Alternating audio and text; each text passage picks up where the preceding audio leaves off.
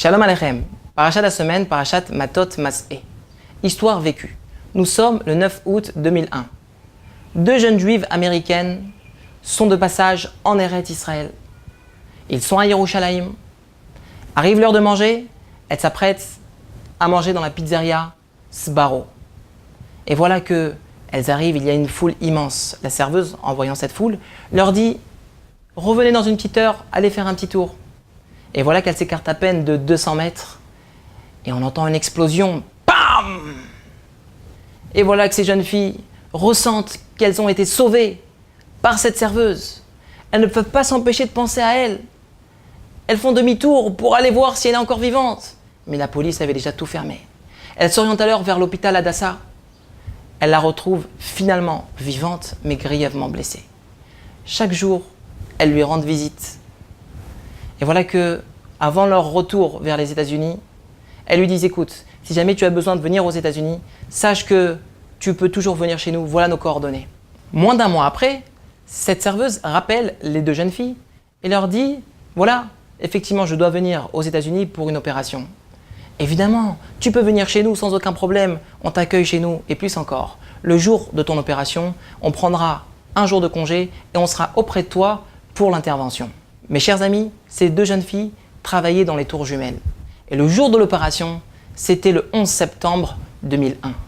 Une fois de plus, ces jeunes filles ont été sauvées par cette serveuse. Nous apprenons de cette histoire 2 points. Premièrement, la force de reconnaissance qui leur a sauvé la vie une fois de plus. Deuxièmement, on voit ici la main d'Hachem. Qui est capable de réaliser un scénario pareil si ce n'est qu'Akadosh Baruch Hu? Par conséquent, nous devons nous renforcer, à nous habituer à placer Akadosh Baruch Hu dans notre vie au quotidien. Par exemple, dans notre champ lexical. Ouais, comment ça va frérot? Ouais, bien. Difficile en ce moment. Baruch Hashem. Bezrat Hashem. Ça ira mieux. Mes chers amis, ce principe, nous le voyons dans la paracha. C'est le moment de la conquête d'Eretz Israël. Et voilà que la tribu de Gad et de Réhouven demande à Moshe Rabbeinu, nous ne voulons pas de terre en Eretz Israël même, mais de l'autre côté du Jourdain.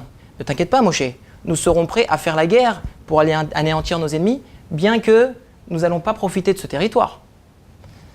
Moshe Rabbeinu, au lieu de leur dire « Ok, marché conclu », il leur répète la totale et il leur dit « Écoutez, si vraiment vous faites la guerre devant Hachem face à nos ennemis en Eretz Israël, eh bien, vous pourrez bénéficier des territoires de l'autre côté du Jourdain. » La question qui se pose, c'est que pourquoi il a tout répété? Dit marché conclu et zéro. En réalité, Moshe Rabbeinu avait rajouté 2 mots, devant Hachem, comme pour leur faire comprendre. Votre projet est sympathique, est propre, mais n'oubliez pas une chose, l'acteur de ce projet, ce n'est pas vous, c'est Akadosh Baruch Hu. C'est lui qui fera la guerre pour vous. Mes chers amis, le message est clair, à nous de nous renforcer, à placer Akadosh Baruch Hu, non seulement dans notre champ lexical, mais à comprendre que c'est lui qui intervient au quotidien dans notre vie. Shabbat Shalom.